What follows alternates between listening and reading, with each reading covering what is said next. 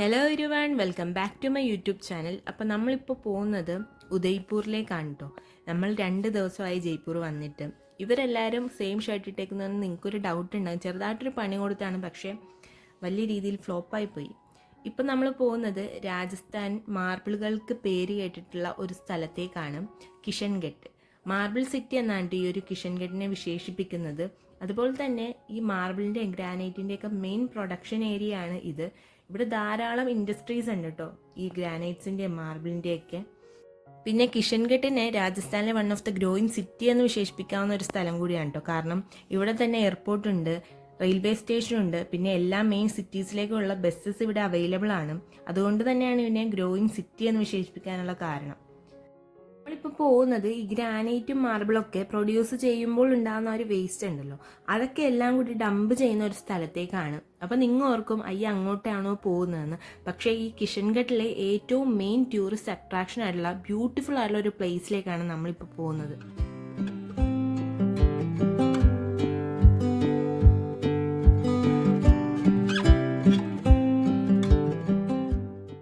ഇപ്പോൾ നിങ്ങൾക്ക് മനസ്സിലായില്ലേ എന്തുകൊണ്ടാണ് ഇതൊരു ടൂറിസ്റ്റ് അട്രാക്ഷൻ പ്ലേസ് ആയി മാറിയതെന്ന്. അത്രയും മനോഹരമായിട്ടുള്ളൊരു കാഴ്ചയാണ്. മഞ്ഞ് വീണ് കിടക്കുന്ന പോലെയാണ് ആ ഒരു പ്രദേശം മൊത്തം നമുക്ക് കാണാനായിട്ട് സാധിക്കുന്നത്. അതുപോലെ തന്നെ അതിൻ്റെ നടുക്കായിട്ട് നീല നിറത്തിലുള്ള ആ വെള്ളവും അത് മതിയല്ലോ നമുക്ക് കണ്ട് ആസ്വദിക്കാനായിട്ട്. പിന്നെ ഇവിടെ ഫോട്ടോഗ്രാഫേഴ്സൊക്കെ ഉണ്ട് കേട്ടോ. ആ ഒരു ഭാഗത്തേക്ക് ചെല്ലുമ്പോഴത്തേക്കും അവിടെ നിന്ന് നമുക്ക് ഫോട്ടോസൊക്കെ എടുക്കാം. അതിനായിട്ടുള്ള അറേഞ്ച്മെൻറ്റ്സ് ഒക്കെ അവരവിടെ ചെയ്തിട്ടുണ്ട്. പിന്നെ ആ ഒരു വഞ്ചിയിൽ കയറി നമുക്ക് ആ ഒരു വെള്ളത്തിലിങ്ങനെ പോവാം. അങ്ങനത്തെ ചെറിയ ചെറിയ ആക്ടിവിറ്റീസൊക്കെ അവിടെ ഉണ്ട് കേട്ടോ. നിങ്ങൾക്ക് വേണമെന്നുണ്ടെങ്കിൽ അതൊക്കെ ചെയ്യണമെന്നേ ഞാൻ പറയുള്ളൂ. കാരണം അതൊക്കെ ഒരു ഓർമ്മകളാണ് നമുക്ക് എന്നും കാലത്ത് സൂക്ഷിക്കാൻ പറ്റിയിട്ടുള്ള.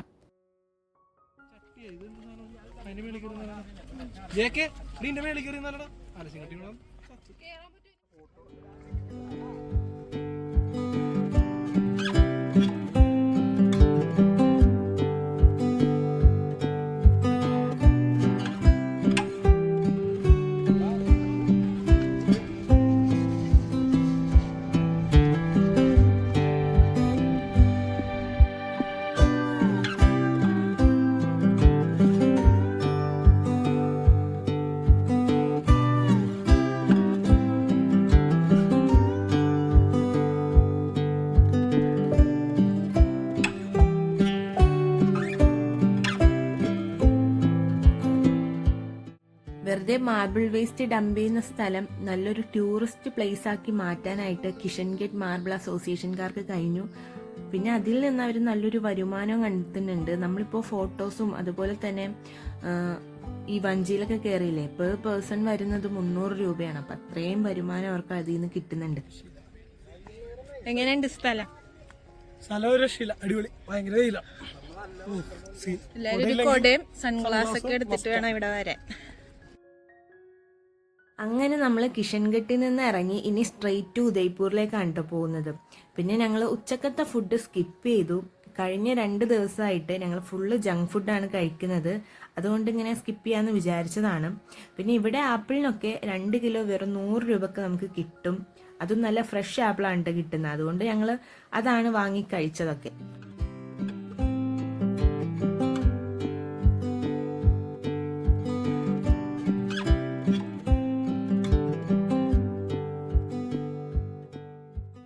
നമ്മൾ ഈ ഒരു നോർത്ത് ഇന്ത്യൻ സൈഡിലേക്ക് വന്നു കഴിഞ്ഞിട്ടുണ്ടെങ്കിൽ നമുക്ക് എപ്പോഴും കിട്ടുന്ന ഒരു കോമൺ ആയിട്ടുള്ളൊരു ചായ ആണ് കേട്ടോ കുലൻ ചായ. അപ്പോൾ ഭയങ്കര റിഫ്രഷിംഗ് ആണ്. യാത്രാക്ഷീണമൊക്കെ പെട്ടെന്ന് മാറും ഇത് കുടിച്ചിട്ടുണ്ടെങ്കിൽ. ഇഞ്ചിയും ചെറിയ മസാലയൊക്കെ ഇട്ട് ഉണ്ടാക്കുന്ന ഒരു ചായയാണ്. കുറേ പേർക്കൊന്നും ഇഷ്ടപ്പെടില്ല കേട്ടോ. പിന്നെ അതിൻ്റെ ഒപ്പം നമ്മളൊരു ബജ്ജി കഴിച്ചിട്ടുണ്ടായിരുന്നു. ജയ്പൂരിൽ നിന്ന് ഉദയ്പൂരിലേക്ക് ഏകദേശം 397 കിലോമീറ്റർ ഡിസ്റ്റൻസ് ഉണ്ട്. നമ്മൾ അത്രയും യാത്ര ചെയ്താണ് പോകേണ്ടത്. അപ്പോൾ കുറച്ച് സ്ഥലത്തൊക്കെ നമ്മൾ നിർത്തിയൊക്കെയാണ് കേട്ടോ പോയത്. പിന്നെ എല്ലാവരും ഉള്ളതുകൊണ്ട് നമ്മൾ ആ ഒരു ഡിസ്റ്റൻസ് അറിഞ്ഞിട്ട് പോലും ഇല്ല. ഡാൻസും പാട്ടൊക്കെ ആയിട്ട് നമ്മളങ്ങനെ പോയി.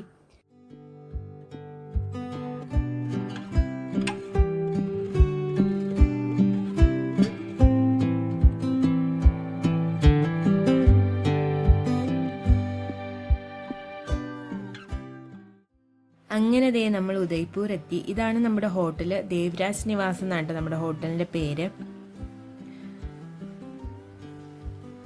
അത്യാവശ്യം നല്ല രീതിയിലുള്ള സൗകര്യങ്ങളൊക്കെ ഉണ്ടായിരുന്നു. പിന്നെ ഇതിൻ്റെ അകത്ത് തന്നെ ഒരു ചെറിയ പൂളൊക്കെ ഉണ്ടായിരുന്നു കേട്ടോ. പിന്നെ നമ്മൾ പൂളിലൊന്നും ഇറങ്ങിയില്ലായിരുന്നു. ആ ഒരു ആംബിയൻസ് ഒന്നും കണ്ടിട്ട് ഇറങ്ങാനുള്ള ഒരു ഇത് തോന്നിയില്ല. മൂടിക്കിടക്കുന്ന ഒരു ഇതുപോലെ തോന്നി. അതുകൊണ്ട് തന്നെ നമ്മൾ ആരും ഇറങ്ങിയില്ല. ഇതാണ് ഉദയ്പൂരിൽ നമ്മൾ സ്റ്റേ ചെയ്ത റൂം. നല്ല സൗകര്യങ്ങളൊക്കെ ഉണ്ടായിരുന്നു. അതുപോലെ തന്നെ ബാത്റൂം ആയാലും ഒത്തിരി ചെറുതല്ല, നല്ല വലിപ്പമുള്ള ബാത്റൂമൊക്കെ ആയിരുന്നു കേട്ടോ നമുക്ക് കിട്ടിയത്. ഇതാണ് ഈ ഒരു ഹോട്ടലിൻ്റെ റൂഫ് ടോപ്പ് ഏരിയ.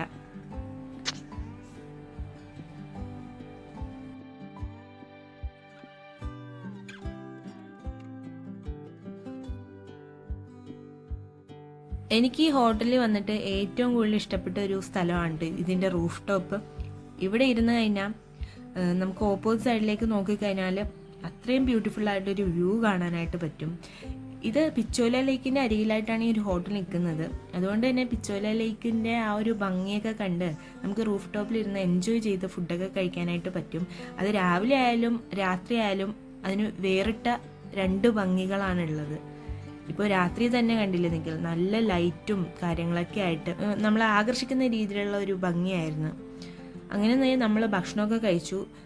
ഇവിടെ വന്നു കഴിഞ്ഞാൽ നമ്മൾ ഹോട്ടലിൽ നിന്നൊക്കെ കഴിക്കുകയാണെങ്കിൽ അത്യാവശ്യം നല്ല റേറ്റും കാര്യങ്ങളൊക്കെ ആണ് കേട്ടോ. ബിരിയാണിക്ക് തന്നെ 300 സംതിങ് ഒക്കെയാണ് വില വരുന്നത്. പിന്നെ പുറത്തുനിന്ന് ലോക്കലായിട്ട് കഴിക്കുകയാണെങ്കിൽ ഭയങ്കര റേറ്റ് കുറവുമാണ്. അതാണ് അതിൻ്റെ ഒരു ഡിഫറൻസ് എന്ന് പറയുന്നത്.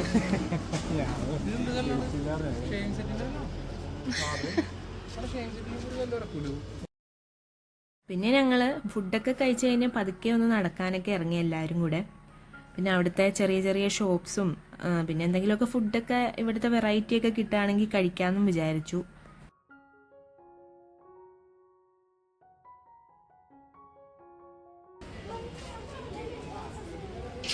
ചേച്ചി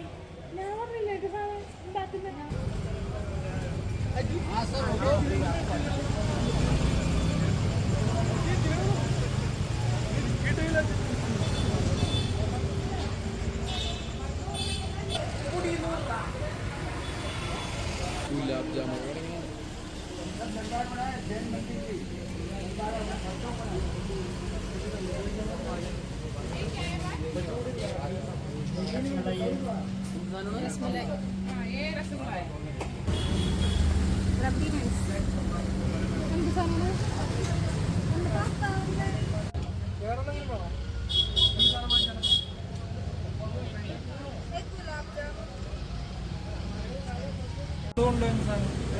रबड़ी रबड़ी भाई एक रबड़ी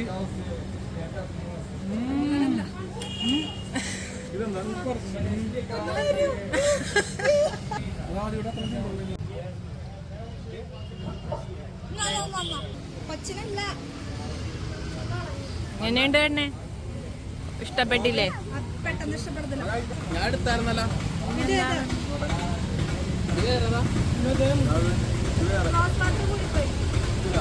നമ്മുടെ മിഠായിവാലയിൽ അടിപൊളിയാണ്. അവിടുത്തെ മിഠായിവാലയിൽ ഇഷ്ടപ്പെട്ടായിരുന്നു. പോയിക്കോ.